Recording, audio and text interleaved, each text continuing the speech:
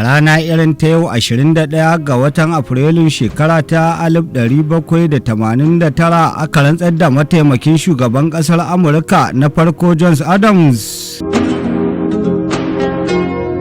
A shekara ta 1800 wadda ta daidai da irin wannan rana ta yau ne dakarun Faransa ƙarƙashin Janar James Baptiste Kileba suka sake kwace birnin Alƙahira inda kuma suka fara mamaye Faransa.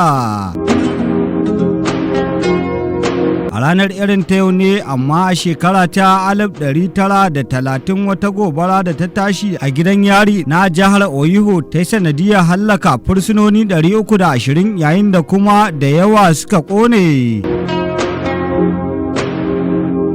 Haka zalika a ranar mai kama da irin ta yau ne amma a shekara ta 1960 Brazil ta kafa birnin Brasilia inda kuma ta mai da shi sabon babban birnin ƙasar.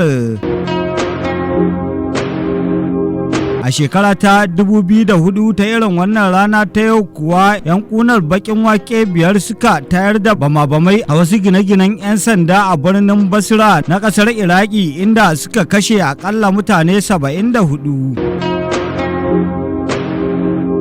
Haka zalika a ranar mai kama da irin ta yau ne amma a shekara ta 2012 kimanin mutane 117 ne suka jikkata bayan da jiragen kasan fasinjoji guda biyu suka yi karo a kusa da Slotajik a yankin Amsterdam inda akalla mutane 16 suka samu munanan raunuka sannan wata mace mai shekaru 68 ta mutu sakamakon raunin da ta samu a hadarin.